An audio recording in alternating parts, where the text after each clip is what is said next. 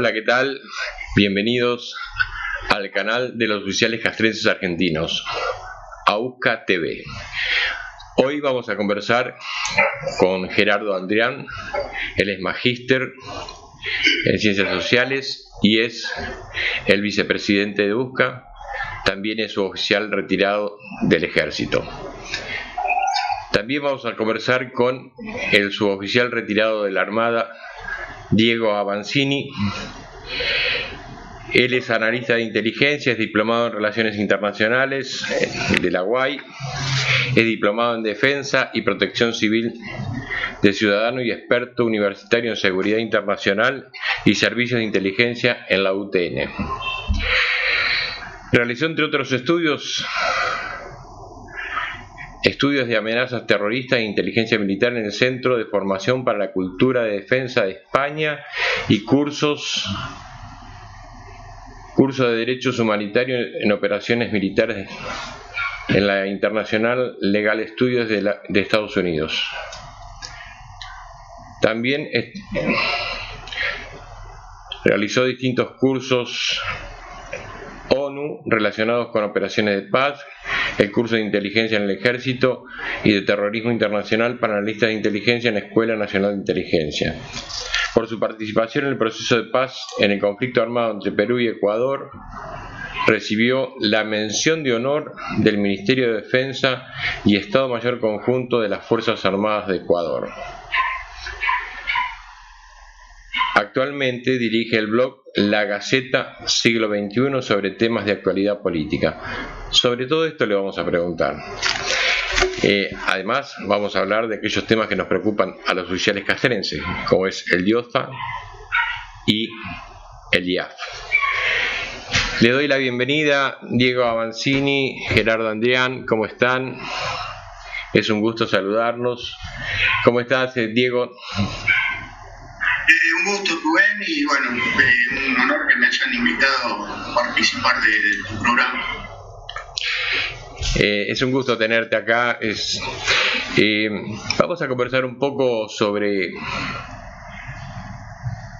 Yo quiero empezar por temas que vos conocés.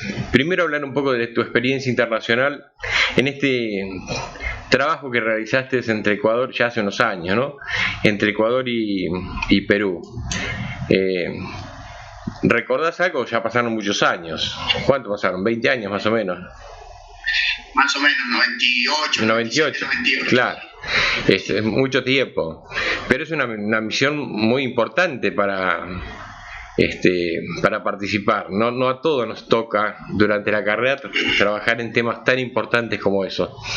¿Querés contarnos algo para el suboficial que nunca pudo tener la oportunidad de salir a realizar este tipo de tareas? Sí, en la oportunidad de llevarse a cabo el conflicto armado entre Perú y Ecuador por la zona del Cenepa, que era una zona selvática que estaban en disputa territorial por los dos estados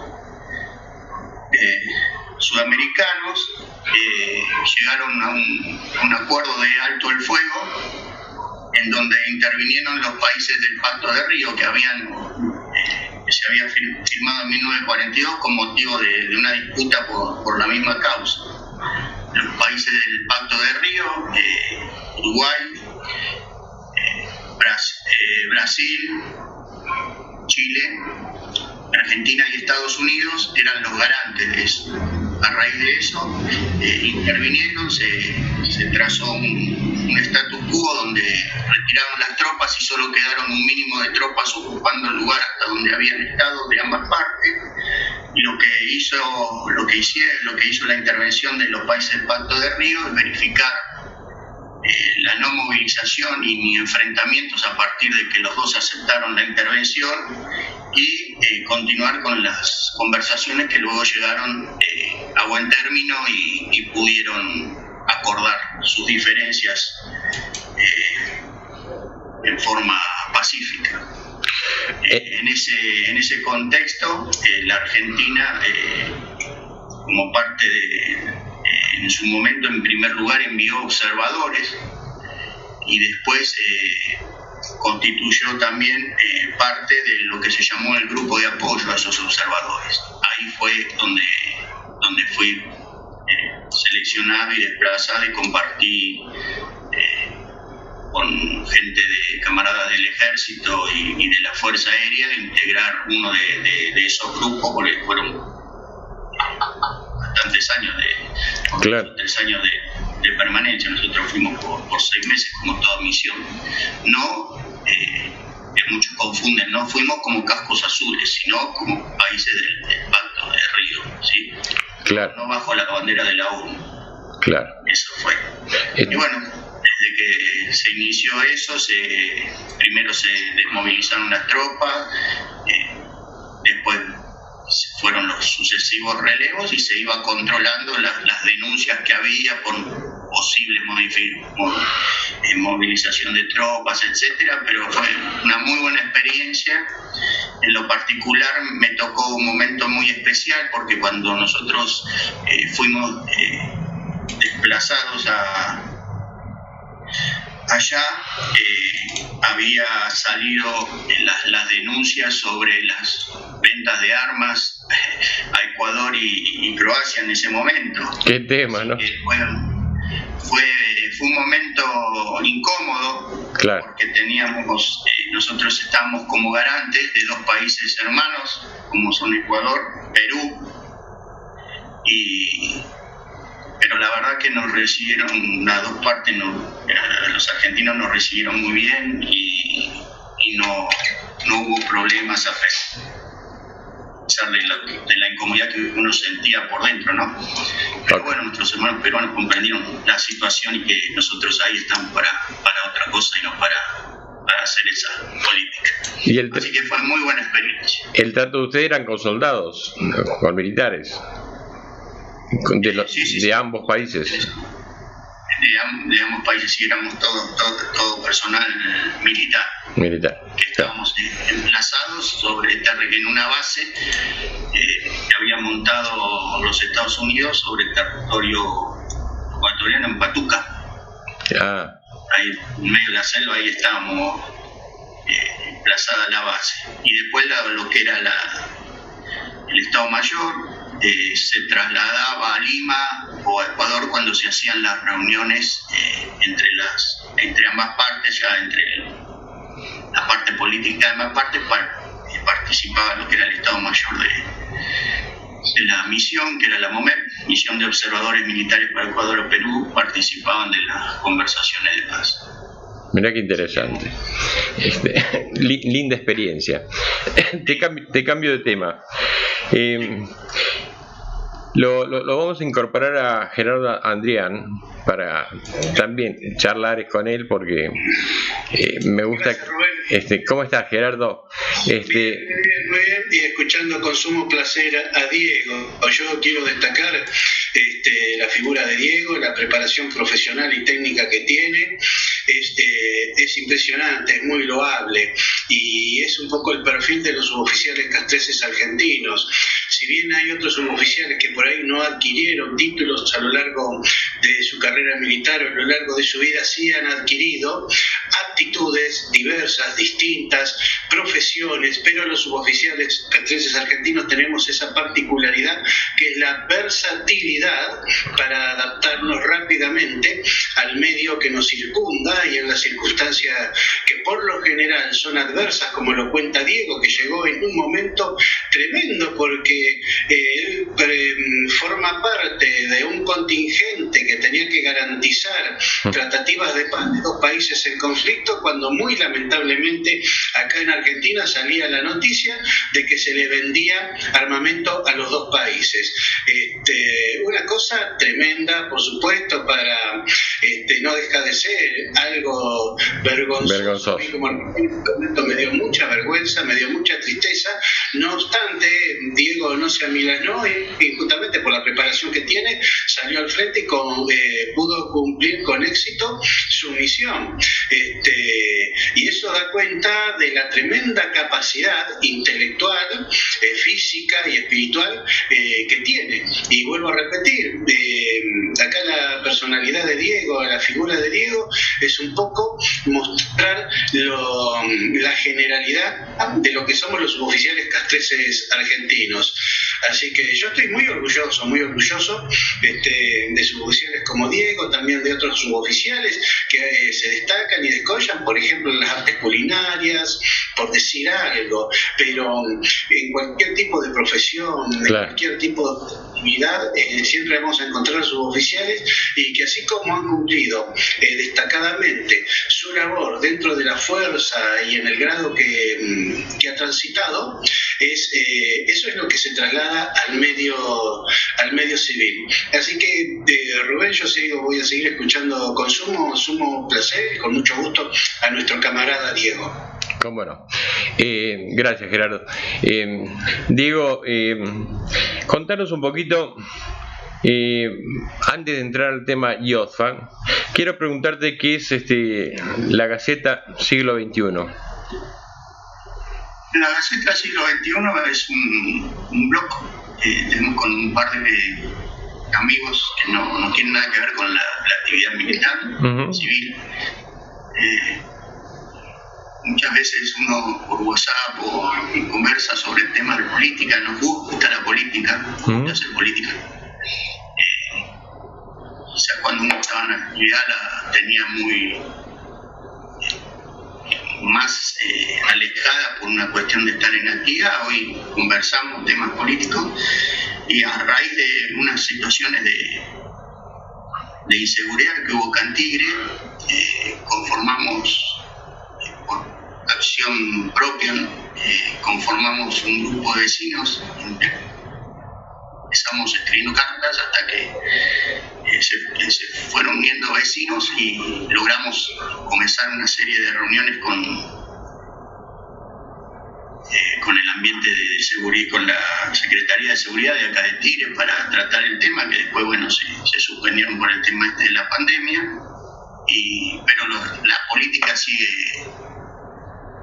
siendo tema de interés. Siempre nos gustó, hemos leído, hemos conversado, hemos intercambiado opiniones. Entonces, a partir de ahí conformamos este blog donde hacemos artículos sobre temas de actualidad política.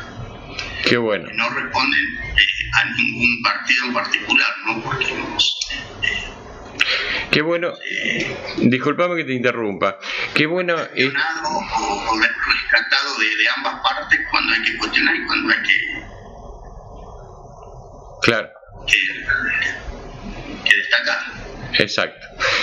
Disculpame que te interrumpa, ¿no? Pero es para destacar esta disposición que tenés como persona, pero además como militar retirado, de trabajar en temas que hacen a la seguridad en el ámbito civil, porque esto también hace a nuestra responsabilidad ciudadana, a nuestra responsabilidad social, digamos, de alguna manera, que es transmitir los conocimientos que uno tiene para ver si puede llevar un poco más de tranquilidad a los vecinos, organizándose o viendo de qué manera, observando de qué manera se puede alcanzar alguna solución que le haga bien a todo el barrio o a toda la comunidad de Tigre, ¿no? En tu caso. Eso me parece... Nosotros muchas veces hemos escuchado que hay que participar, lo hemos escuchado de políticos, lo hemos escuchado de sociólogos, y la verdad que en la experiencia propia nos dice que sí, que hay que, para recibir respuestas hay que involucrarse y hay que participar. A principios de este año nosotros hemos tenido unos temas de inseguridad, uno de ellos no llegó a ser una víctima fatal, pero sí grave, apuñalaron a un vecino, y eso nos llevó a empezar a leer, a movernos, a leer las normativas, a leer cómo está, involucrarnos en lo que es el municipio en particular, y a escribir y a levantar teléfonos, a llamar, hasta que recibimos respuesta, tanto de la policía como del ámbito de la Secretaría de Seguridad, y a partir de ahí logramos conformar un grupo de vecinos, empezar una serie de reuniones con la gente de seguridad que nos dio respuesta, planteamos nuestras cosas, nos dio respuestas en algunas cosas, en otros estamos empezando a hablar. La pandemia, imposibilita que haya esas reuniones, pero sí nos seguimos manteniendo a través del grupo de WhatsApp. Han pasado algunas otras situaciones que con un mensaje de WhatsApp, gracias a ese acercamiento que hemos tenido, se ha solucionado de forma inmediata, hemos recibido respuesta. Y creo que ya no como militar, sino como ciudadano, claro, si uno busca cambiar y que las cosas salgan bien y recibir respuesta como ciudadano, es involucrándose, no hay otra. claro. No que el quedarse en su casa callado y como quien dice, protestando contra la pared, no sé, si uno no se involucra, no exige respuesta de quienes nos representan, independientemente del color político que tenga, no la recibe. Entonces hay que apoyar lo que está bien y cuestionar y pedir que se corrija lo que está mal, sea quien sea. Claro. Acá no hay partidismo político. Claro. Y eso es lo que, por lo menos hasta ahora, han entendido que nosotros no hemos respondido. Además, en algún momento algún grupo nos vino a ofrecer hasta hacer manifestación o cortar calles y nos hemos negado, no hemos aceptado eso porque no era lo que buscábamos. Claro. Así que... Sí, ciudadanos comprometidos, pero respetando el orden como se debe, y la ley, ¿no? Porque si uno reclama y lo primero que hace es romper el orden o romper la ley, quebrar la ley, ya como que se empiezan a perder derechos, ¿no? Creo que es así. Exactamente, de eso se trata la democracia. Creo que la democracia se trata de consensuar, de claro, acordar política, claro, no de discutir por discutir o de negar por denegar o oponerse por oponerse.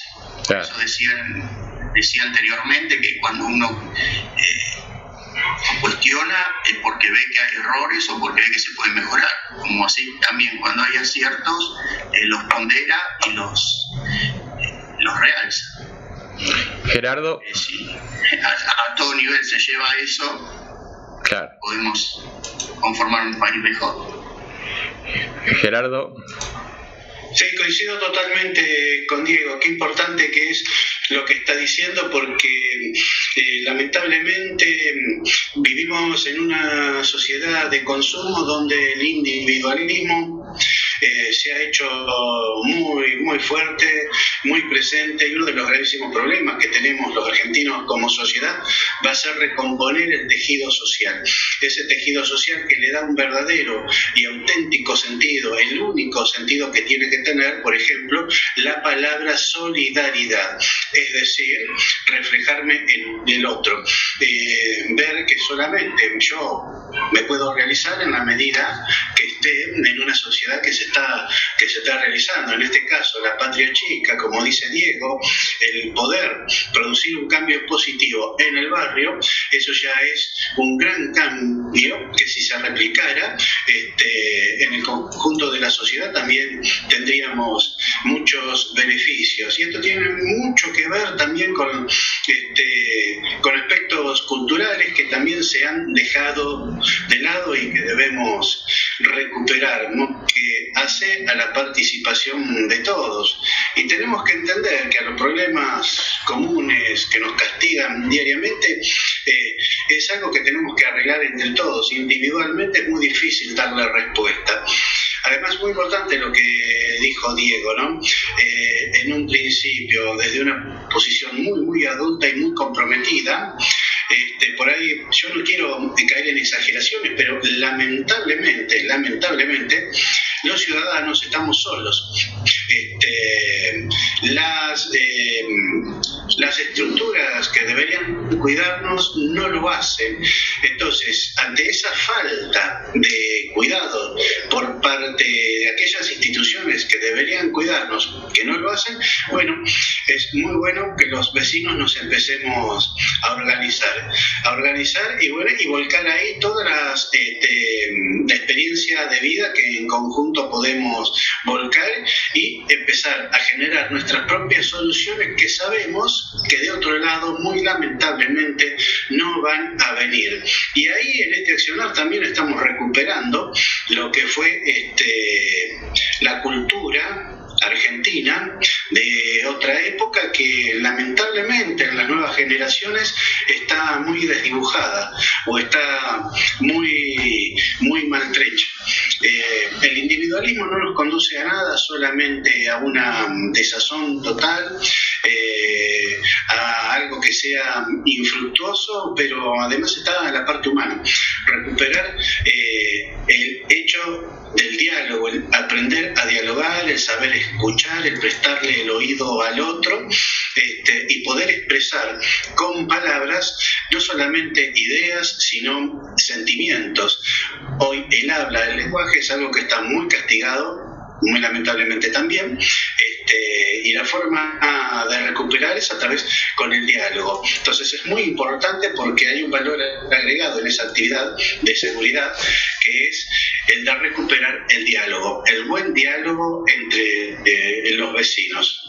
Y esto se logra solamente con la participación de las personas, de la ciudadanía. Así que, como dije en un principio, es un gusto escucharlo a Diego porque tiene muchísimo para aportar. Lo que me gustaría ahora es entrar lleno en el tema de Iosfa, que él ha hecho un excelente trabajo para aclararnos un poco la situación de nuestra obra social y también a nuestros oyentes. Bien, pero antes vamos a una pausa y ya seguimos.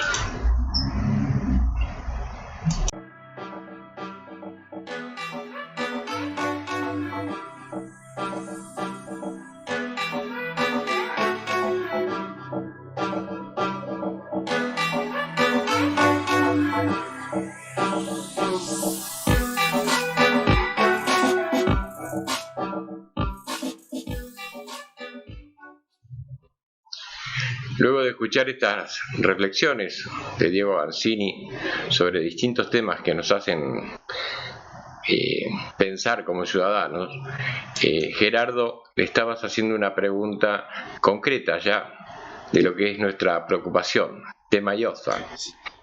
Sí, Rubén, sí. Yo sé que Diego ha hecho un excelente trabajo, se ha tomado su buen tiempo, ha invertido bastante tiempo, así que vale la pena escuchar lo que ha hecho, este trabajo que nos va a venir muy bien a todos.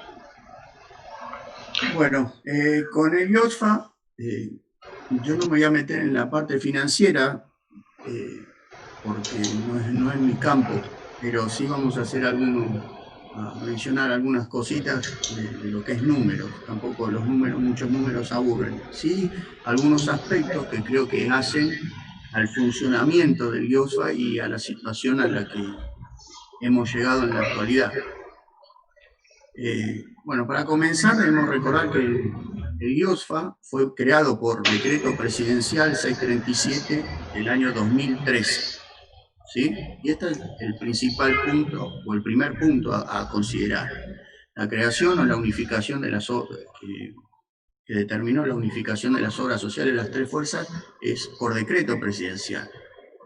Lo que implica que el día de mañana pueda venir otra administración y modificar o anular ese decreto. Hubiera sido bueno que se acordara y se creara o se estableciera por una ley. El decreto fue de 2013, pero la intervención del Poder Ejecutivo en las obras sociales, a través del Ministerio de Defensa como entidad rectora, fue en el año 2007. En el año 2007, el Poder Ejecutivo de entonces determinó la intervención en las obras sociales de las Fuerzas Armadas, entre otros conceptos, por el déficit financiero y operativo que presentaban las mismas. A partir de ahí se estableció que la mejor opción para terminar con ese déficit financiero y operativo y establecer un estado equilibrado de la obra social, se debían unificar las obras sociales, que en su concepción, a mi criterio, era una buena idea, porque al unificarla se aunaban esfuerzos, esfuerzos tanto financieros como de personal, etc. Pero eso tardó, como bien dije, de 2007 a 2013, 6 años. 6 años. En el 2013, por el decreto 637, recién se unifica las obras sociales. Hoy, a 2020, o sea, 13 años después de que se intervino por un déficit financiero y operativo y 7 años después de que se creó para paliar o para terminar con ese déficit financiero y operativo, vemos que la situación sigue igual o peor, porque hoy hemos escuchado en todas partes del país a usuarios en donde nos cierran prestadores, no atienden por falta de pago, donde tienen que esperar ante un requerimiento de autorización o reembolso que sea todo autorizado desde Buenos Aires, y eso obra en contra del afiliado, que muchas veces necesita un remedio, necesita una atención con suma urgencia y tiene que esperar la autorización de Buenos Aires, como nos han manifestado muchos usuarios que son del interior del país. Entonces, desde la creación y desde la intervención pasaron 7 y 13 años, perdón, y 13 años, y todavía seguimos de la misma forma. En lo que es en la actualidad, sí. ¿Ibas a preguntar algo, Rubén? No, habla un poquito más fuerte porque se te va un poco la voz. No sé si es en la línea o... Pero... en lo que es la parte financiera, lo único que puedo hacer mención es que, de acuerdo a lo publicado por IOSFA en el proyecto de presupuesto 2020, IOSFA preveía un ahorro de 663 millones de pesos. Al 31 de diciembre de 2019, según lo informado por IOSFA, la obra social tenía una deuda de 2.853.626.000 pesos. Es decir, gestión anterior. Gestión anterior. Hoy, al 1 de septiembre, y esto es información oficial porque lo publica IOSFA, cualquier usuario lo puede ver, dice que hay una deuda impaga de 3.074 millones de pesos. ¿Sí? Si a esos 3.074 millones lo comparamos con la deuda que decía o dicen que hay desde el 31 de diciembre, la deuda en estos meses se incrementó en 221 millones de pesos. Entonces, el presupuesto que está, o el proyecto de presupuesto de un ahorro de 660 millones de pesos que dice OCFA, no lo va a lograr nunca de acá a fin de año. Por lo tanto, claro, ese proyecto de presupuesto ya no tiene lógica. Y tenemos que tener en cuenta que pusieron el coseguro, ¿no? Y sí, que se viene ahora esta actualización de haberes que está prevista para noviembre, creo. Ahí también, al recomponerse el salario del militar, una parte va a la obra social, así que creo que es para tener en cuenta. Eso porque por los montos, como la cuota que paga cada uno por la obra social es en porcentaje al haber que recibe, es entre el 6 y el 8%.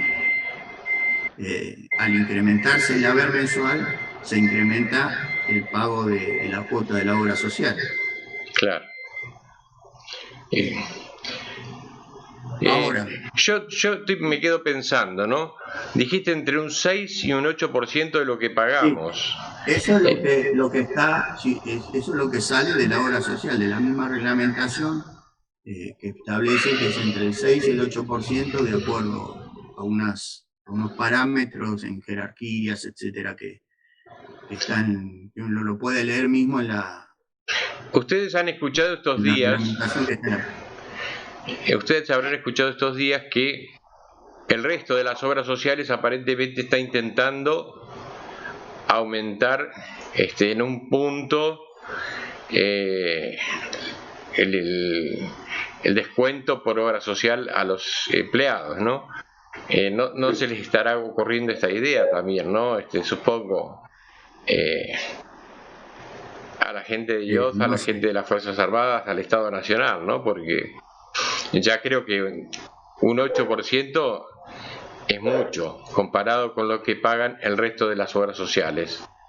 Así y todo no tenemos un buen servicio y que encima nos ponen el coseguro, que ya es un aumento encubierto, porque eso es un aumento encubierto.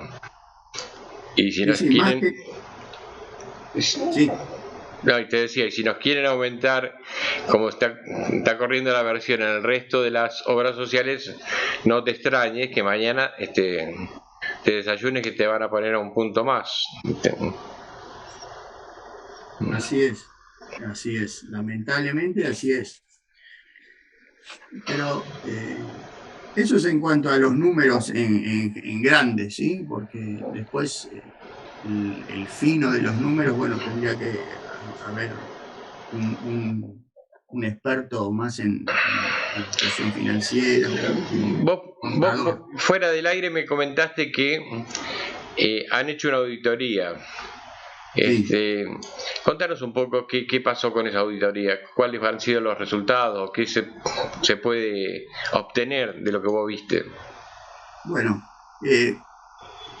quiero remarcar lo que decía antes, que se intervino en el 2007 por un déficit financiero y operativo, ¿sí? Así fue la causa que determinó la intervención y la posterior creación en el 2013 de la IOF, el déficit financiero y operativo, con la intención también de crear un sistema de administración central y regional.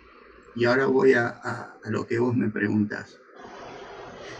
Si uno ve la auditoría que se hizo, que está publicada en la misma página de IOSFA, entre las observaciones que se hacen hay irregularidades que realmente son serias, porque van en contra de todo lo que dice la intervención y algunas hasta podrían, por lo menos constituyen una sospecha de delito. En las auditorías se deja constancia, por ejemplo, que el control de los sistemas, estoy leyendo textual, que el control de los sistemas contables resulta excesivamente insuficiente. ¿Sí? Resulta excesivamente insuficiente. Y añade que el sistema de administración financiera del IOSFA carece de la confiabilidad necesaria para llevar adelante una correcta gestión económica y financiera que permita administrarse y controlar eficaz y eficientemente para la administración de los recursos. Y ahora viene lo más grave aún. Dentro de las irregularidades que han encontrado, señala que hay una considerable falta de documentación respaldatoria de pagos y servicios que se han efectuado. Se han detectado dobles pagos, o sea, pagos, se han pagado 2 veces el mismo servicio o la misma prestación. Y se han efectuado reintegros a prestadores que no tienen contrato con el IOSFA.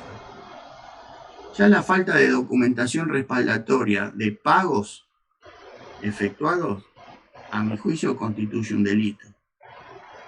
Conforme a lo que han informado IOSFA a la presentación que en su momento hizo la USCA a través de Maldonado, que nos contaba la otra vez en una reunión, lo que respondieron es que esto fue informado, corregime Rubén si me equivoco, fue informado a la Oficina Anticorrupción. Sí. La falta de documentación respaldatoria, la presencia de dobles pagos, el pago de reintegro a prestadores sin contrato, son irregularidades que a mi juicio, vuelvo a repetir, generan delitos, o por lo menos la sospecha de delitos, administración fraudulenta, malversación de fondos. Yo considero que más allá de la intervención de la Oficina Anticorrupción, tendría que efectuarse la debida denuncia penal para que se investiguen las responsabilidades, porque estos pagos, estos dobles pagos, claro, alguien no ha controlado, no ha cumplido con su función de control y alguien lo ha autorizado. Lo mismo que la falta de documentación respaldatoria. Alguien ha pagado sin el recibo, digamos. Uno cuando va a pagar, va a comprar un alfajor a un kiosco, recibe el ticket. Claro. ¿Sí? Acá estamos hablando de una obra social. Y estamos hablando que al 31 de diciembre había una deuda de más de 2.000 millones de pesos. Entonces, todas estas irregularidades tienen que terminar en la justicia penal. Tienen que terminar en la justicia penal y que se investigue y que los responsables respondan como tienen que responder, porque si no es una rueda de nunca acabar y los que nos perjudicamos somos los beneficiarios del servicio y a la misma vez somos los que aportamos a la obra social. Nosotros somos casi alrededor de 600.000 afiliados que aportan a la obra social. El aporte, de acuerdo a la último informe que publica OSFA, alcanza los 30.000 millones, aproximadamente los 30.000 millones de pesos. Y uno como afiliado tiene el derecho de exigir que esos fondos sean correctamente administrados. Y cuando hay irregularidades, que los responsables respondan como tienen que responder. Porque si no, si nadie responde, es total pasa y nadie responde. Y esto lo venimos diciendo, se viene viendo desde 2007, por eso intervino el Estado. Por eso hacía hincapié en las causas de intervención del Ejecutivo en 2007, que hablaba de déficit financiero y operativo. El déficit financiero está acá, en la falta de documentación que respalde los pagos o las erogaciones efectuadas, en los dobles pagos que se han hecho, en los reintegros a prestadores que no tienen contrato y no hay documentación. La misma auditoría lo está diciendo. Entonces, la dirección del IOFA está obligada a hacer la denuncia penal, más allá de la intervención que se le ha dado a la Oficina de Anticorrupción. Sí, Diego, acá tenemos que tener en cuenta que si bien hay un presidente del IOFA que es impuesto por el ministro de Defensa, el directorio está compuesto por oficiales de las Fuerzas Armadas, designados por las Fuerzas Armadas, que también tienen responsabilidad, porque ellos son los que llevan adelante la administración de este dinero que aportamos todos los afiliados. Me parece que es muy importante que esa gestión rinda cuentas como debe ser, ¿no? Correcto, sí, sí. El artículo 15 de la creación del IOSFA establece que el órgano responsable, o del que depende, si bien es una entidad autárquica el IOSFA, pero el órgano de responsabilidad es el Ministerio de Defensa, que es el que designa, lo establece el decreto de creación, un responsable que a su vez actúa como presidente de la obra social. Y después existen 10 vocales, de los cuales son 3 en representación del Ejército, 2 en representación de la Armada, 1 en representación de la Fuerza Aérea, 1 en representación de la Gendarmería Nacional, 1 de la Prefectura Naval, 1 por el personal civil de las 2 fuerzas de seguridad y 1 por el personal civil de las Fuerzas Armadas del Ministerio de Defensa. Así está conformado el directorio y así lo establece la norma. La norma lo que exige aparte, le dice, por ejemplo, las fuerzas tienen que determinar una terna y proponérsela al Ministerio de Defensa. De esa terna, el Ministerio de Defensa elige, por ejemplo, el Ejército, son 3 vocales, la Armada 2, bueno, la Armada propone, y de ahí, de los propuestos, en el caso de la Armada o el Ejército es lo mismo, el Ministerio de Defensa elige el titular, o los 2 titulares en el caso de la Armada, los 3 para el Ejército, y un suplente por cada uno. Vos hacías mención que está compuesto por oficiales retirados. La normativa no establece jerarquía. La normativa no hace mención a jerarquía, únicamente dice que los jefes de Estado Mayores de las fuerzas tienen que proponer, y la única exigencia es que deben contar los propuestos, contar con formación, competencia e idoneidad acreditada en materias relacionadas, ¿sí? O sea, llámese administración, llámese finanzas. Esa es la única, no obliga a que sean de determinada jerarquía. Muy Entonces, claro. Y por otro lado,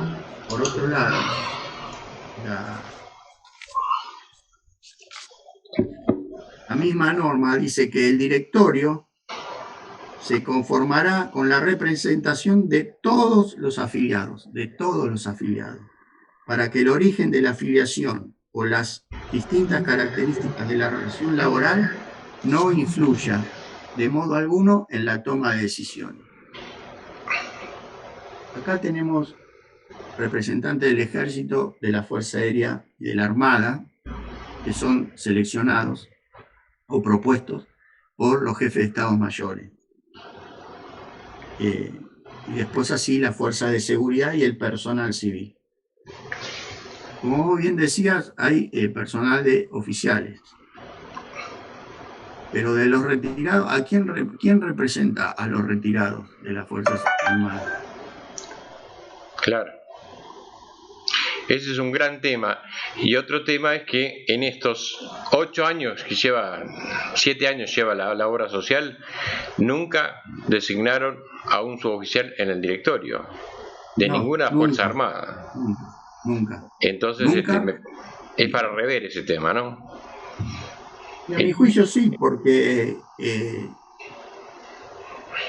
ya digo, la misma norma no establece jerarquía. Dice que el jefe de Estado Mayor designará representante de la Armada.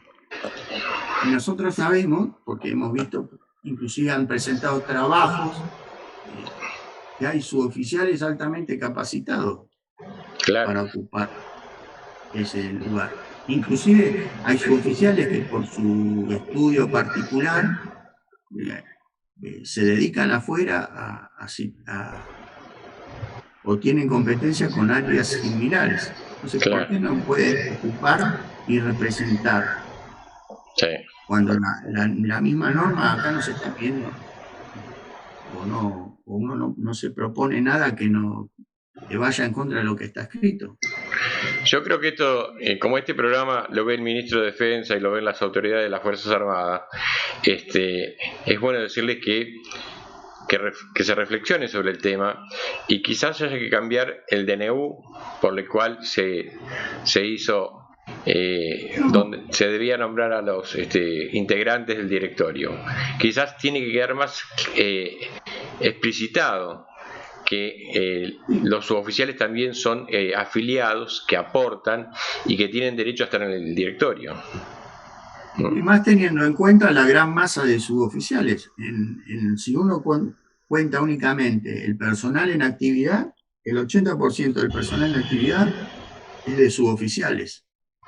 Claro. Si uno lo lleva a personal retirado, las cifras son más o menos parecidas. Claro. Y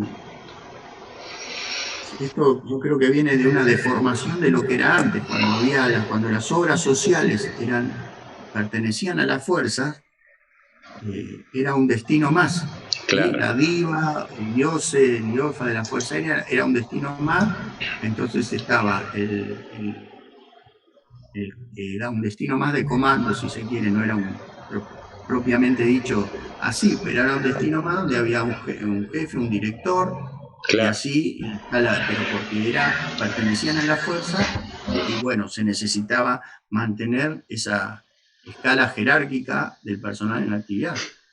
Pero ahora no es así. Entonces, esa deformación, a mi entender, hay que modificarla. El personal retirado es una cosa y la actividad es otra. Las necesidades son distintas, lo vemos nosotros. Claro.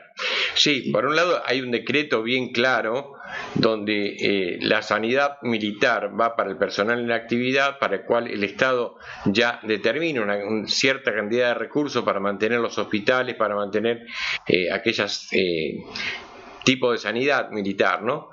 Que es diferente a la obra social de IOFA. O sea, IOFA está para atender a los retirados y a la familia del personal militar fundamentalmente.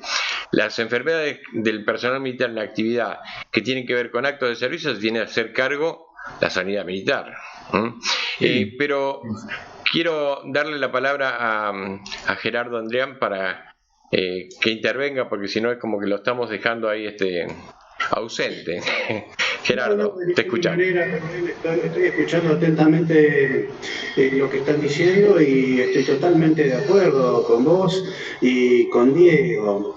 A mí lo que me quedaría por agregar es lo que venimos repitiendo desde UCA. En la época en que vivimos ya no puede ser de ninguna manera que el 80% de sus oficiales no tenga intervención en el directorio de la obra social, inclusive del IAF tampoco. En el mundo en que vivimos y con todos los derechos que se declaman, ya va siendo hora de que tengamos la debida participación que por justicia nos corresponde. A las pruebas están remitiéndonos a los hechos que hablan por sí solo.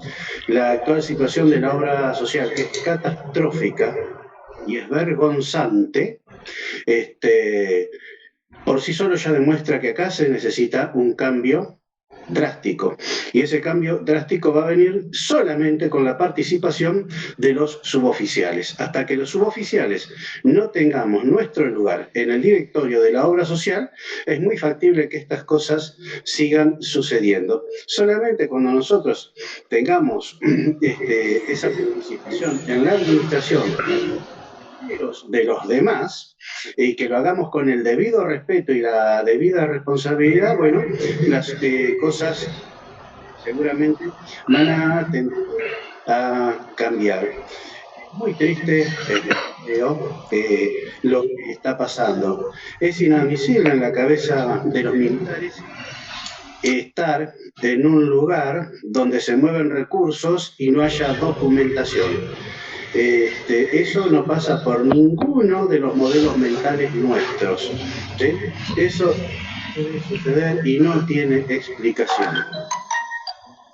Además hay otras cosas bastante desagradables que quedaría para un futuro programa, en donde, por ejemplo, voy a contar un caso. Una persona que no tiene absolutamente nada que ver con las Fuerzas Armadas, pero nada que ver, que desarrolla su actividad en una empresa privada, totalmente alejada de las Fuerzas Armadas, y que tiene una obra social a través de la cual el lugar de atención que a él le corresponde es el Hospital Naval. Entonces yo me pregunto, ¿qué tiene que ver esto? Y me surge otra pregunta. ¿Se estarán utilizando nuestros recursos con otros fines para otras empresas que no tienen nada que ver con nuestro cometido? Vuelvo a repetir, este es un interrogante y lo que estoy comentando es real. Y bueno, ya con situaciones desagradables creo que estamos colmados. Eh, y queda lo de siempre, ¿no? Nuestra buena predisposición como para aportar nuestro granito de arena para solucionar el problema y no para agravarlo. Lo que en principio lo repito ahora, que también lo mismo que dijo Diego y vos también lo has dicho de alguna manera, que es la capacidad por parte de los suboficiales. Ya los suboficiales no nos quedamos más mirando desde afuera como si fuésemos convidados de piedra. Estamos involucrados en el tema, vemos que si nosotros no intervenimos, acá no va a pasar nada, así que apelamos a la buena voluntad de aquellos que tengan un grado de responsabilidad como para convocar, como para llamarnos, y bueno, vamos a ir. Y el día que algún suboficial o algunos suboficiales, porque ese día va a llegar acá el engranaje ya se echó a andar y esto es imparable, cuando llegue ese día, el suboficial o los suboficiales que tengan que sentarse en la mesa directiva no van a estar solos, van a estar acompañados por grupos de suboficiales muy bien preparados, que los van a asistir, los van a asesorar en todo lo que necesiten. Así que no hay que tener miedo un poco a esa situación, y para nosotros va a ser ningún tipo de inconveniente quien vaya ahí, porque el que sea no va a estar solo. Nosotros vamos a estar desde afuera participando, acompañando, asesorando y también muniéndonos de toda la información pertinente. En la época en que vivimos, un mundo sumamente complejo, una sociedad sumamente compleja, necesita soluciones de este tipo, ¿no? La simplicidad y a veces la liviandad con que se han administrado dineros ajenos, la situación mundial creo que ya no lo permite. Y nuestra realidad nacional tampoco, porque esto se sale de todo razonamiento, de toda digamos, la paciencia de la gente tiene un límite. Acá se trata de la salud nuestra, de nuestros seres queridos, de nuestros familiares, y con eso no se juega. Así que por agradecerle a Diego el trabajo, sé que va a seguir con esto, nosotros vamos a seguir también haciendo lo que estamos haciendo y estamos profundizando en estos temas y obviamente en algún momento también tendremos el resultado de las labores y de algunos pequeños estudios que estamos haciendo entre todos. Por mi parte, Rubén, te agradezco nuevamente por haberme invitado, y a Diego, bueno, mi más sinceros respetos y le reitero mi felicitación por todo lo que sigue haciendo.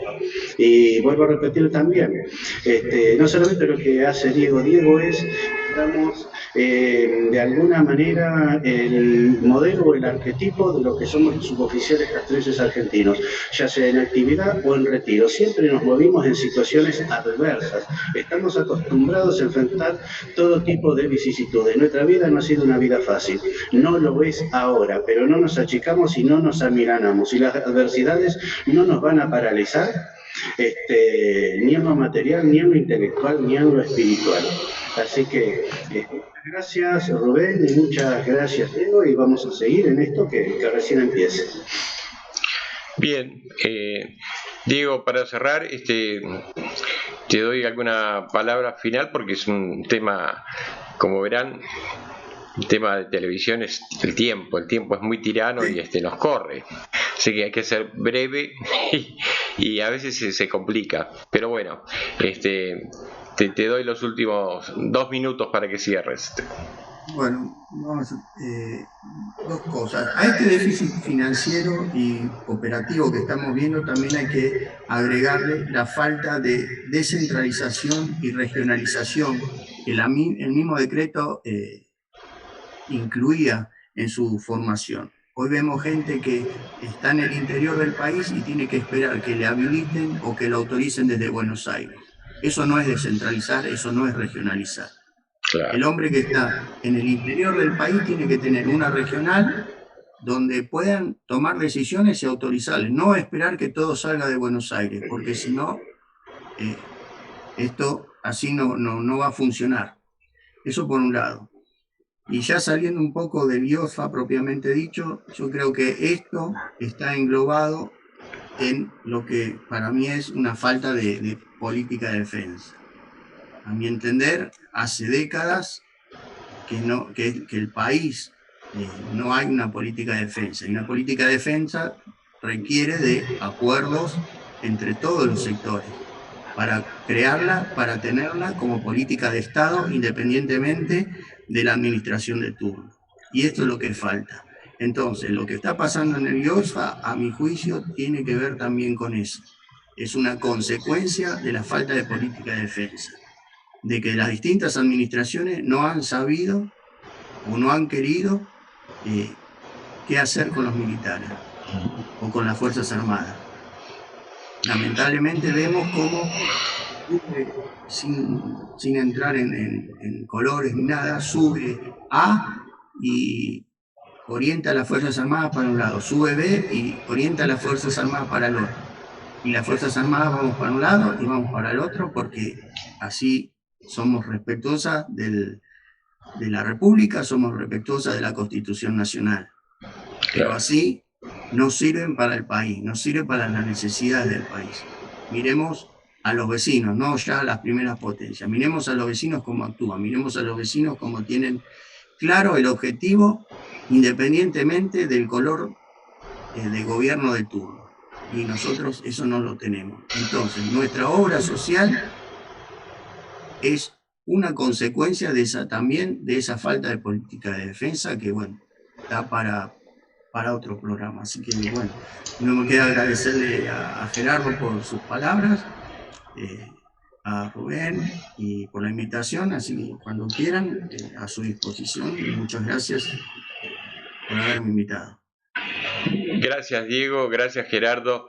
Da para seguir charlando mucho más, porque el tema de defensa no es un tema solo de los militares. Los ciudadanos tenemos que involucrarnos y tenemos que participar y hacer que logremos una mejor cantidad de recursos, cantidad de hombres formados, bien armados, para que sea el seguro, nuestras Fuerzas Armadas sean el seguro de nuestro país. Pero para eso tenemos que equiparlas, tenemos que darle la capacitación permanente y por eso debemos tener leyes acordes también. Y por eso necesitamos la participación de todos los ciudadanos, porque el tema de la defensa es de todos, responsabilidad de todos. Y nosotros desde aquí hacemos nuestro aporte. Gracias y nos veremos el próximo programa. No se olviden de suscribirse al canal y de seguirnos cada semana con un nuevo encuentro.